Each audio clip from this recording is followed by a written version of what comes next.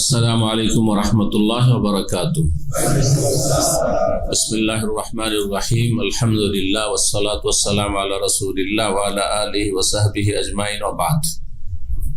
শ্রদ্ধেয় ওলামা কেরাম, সম্মানিত দ্বীনী ভাতৃমণ্ডলী, আল্লাহ রাব্বুল আলামিনের প্রশংসা এবং রাসূলুল্লাহ সাল্লাল্লাহু আলাইহি ওয়াসাল্লামের উপর সালাত ও সালামের পর আজ মঙ্গলবার আমাদের ইসলামিক কালচারাল সেন্টার দাম্মামে আমাদের শ্রদ্ধেয় ভাই, সম্মানিত মেহমানকে আমরা পেয়ে অত্যন্ত আনন্দিত, খুশি বোধ করছি এবং তাকে আমি আহলান ওয়া সাহলান ওয়া মারহাবান বলছি যে তিনি তার দ্বিতীয় আপন জায়গায় এসেছেন, এতে কোনো সন্দেহ নেই। কোরআন সুন্নাত যারা উলামায়ে কেরাম, আকিদা, মানহাজ সারা পৃথিবীতে যে যেখানেই থাকুক না কেন তাদের একই, সুতরাং তাদের আলাপ আলোচনা, তাদের লিখনি একই রকমের হবে, এটাই হচ্ছে কাম্য। বিশেষ করে আকিদা মানহাজের ক্ষেত্রে ফিকহি মাসাইলে, খুঁটিনাটি মাসাইলে ভিন্নতা থাকতে পারে, দৃষ্টিভঙ্গির পার্থক্য থাকতে পারে, সেই ক্ষেত্রে আমাদের অন্তরে প্রশস্ততা থাকতে হবে, উদারতা থাকতে হবে।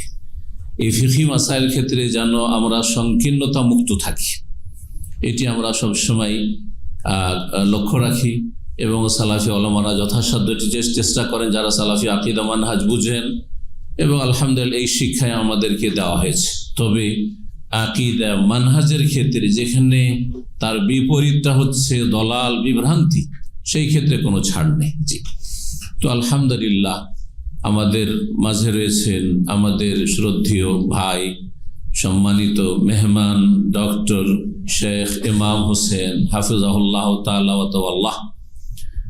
তিনি অনেক দিন থেকেই তার মনের আকাঙ্ক্ষা এখানে আসবেন, আর আমাদেরও মনের আকাঙ্ক্ষা তার আগে যে আমরা তাকে কোনো এক সময় পাবো, আর সেটা আমরা অন্তর থেকে চেয়েছিলাম যদি সেটা মাহে রমজান ইফতার ক্যাম্পে হইতো, যেখানে শুধু বাংলা ভাষাভাষী আমাদের ১৫০০-এর উপরে থাকে এবং সুন্দর একটি প্রোগ্রাম রমজান মাসে আমরা করি, এটা পরম্পরা চলে আসছে। তো সেখানে পেলে আরো ভালো হইতো। এবারে না পেলেও আগামীর জন্য তাকে এখনই আমি বলে রেখেছি যে রমজান মাসে যখনই আসেন আপনি হারমাইন শরীফানে, আশা করি আমাদের এখানে আপনি কদম রেখে আমাদের আশা পূর্ণ করবেন, আমাদের ভাইদের আশা পূর্ণ করবেন, এবং আপনাকে দাম্মামের বাংলা ভাষাভাষী ভাইরা, প্রবাসী ভাইরা আপনাকে অন্তর থেকে আহলান ও সাহলান মারহাবান বলবে এবং সবসময় বলতে আছে। শেখের পরিচয় পেশ করার কোনো প্রয়োজন নেই আমি মনে করি।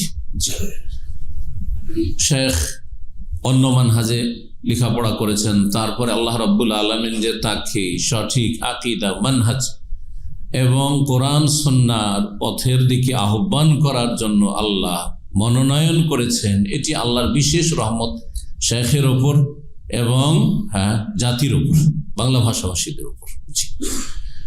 এবং যেহেতু তিনি ভিন্ন মতাদর্শ থেকে এসেছেন, সেই জন্য তার কাছে বেশ কিছু অভিজ্ঞতা রয়েছে ঘরের গুমরাহি সম্পর্কে, বিভ্রান্তি সম্পর্কে, বিশেষ করে সুফিহিজম সম্পর্কে, পীরতন্ত্র সম্পর্কে, যেটি হয়তো আমাদের কাছে নেই, কারণ তিনি ভুক্তভোগী, তিনি বেশি জানেন।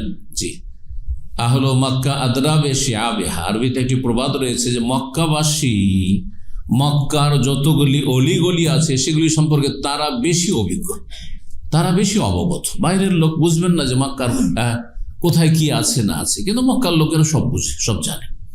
ঠিক ওই রকম বিষয়টি রয়েছে। তো কথা লম্বা না করে আমাদের সম্মানিত মেহমান ডক্টর ইমাম হোসেন, যিনি অ্যাসিস্ট্যান্ট প্রফেসর, অ্যাসোসিয়েট প্রফেসর, মাশাআল্লাহ ওস্তাদ মোশারেক। আপনারা হয়তো এই যে প্রফেসর বা লেকচারারদের র্যাঙ্কগুলি হয়তো অনেকেই জানেন না, আবার অনেকে জানেন, মাশাআল্লাহ। তো অ্যাসোসিয়েট প্রফেসর অনেক ওপরে, অনেক ওপরে, যে ওস্তাদ মোশারেক যেটিকে আর আরব দেশের ইউনিভার্সিটিগুলো বলা হয়। তো মাশাআল্লাহ তিনি একজন সিনিয়র প্রফেসর। আল্লাহ রাব্বুল যেন তার ইলমে, আমলে, দিন দুনিয়ায়, দাওয়াতে অফুরন্ত বরকত দান করেন এবং তার দাওয়াতকে আল্লাহ যেন কবুলিয়াত দান করেন। যে কবুলিয়াত আল্লাহ দান করে সেটিকে ধরে রাখার তৌফিক দান করেন এবং এই পথে আল্লাহ ইস্তিকামা অটলতা দান করেন এবং আল্লাহ রাব্বুল আলামিন আমাদের সকলকে জান্নাতুল ফিরদৌস এইভাবে একত্রিত হওয়ার তৌফিক দান করেন। জাযাহুল্লাহু খাইরান। এখন আপনাদের সামনে আমাদের শ্রদ্ধেয় ভাই ডক্টর শেখ ইমাম হোসেন হাফিজাহুল্লাহ তাআলা ওয়া বারাকা ফি হায়াতিহি, তাকে আহ্বান করছি তিনি আপনাদের সামনে গুরুত্বপূর্ণ মূল্যবান আলোচনা রাখবেন। আল্লাহ রাব্বুল যেন তা কবুল করেন এবং আপনাদের সকলকে তার কথাগুলি দ্বারা উপকৃত হওয়ার তৌফিক দান করেন।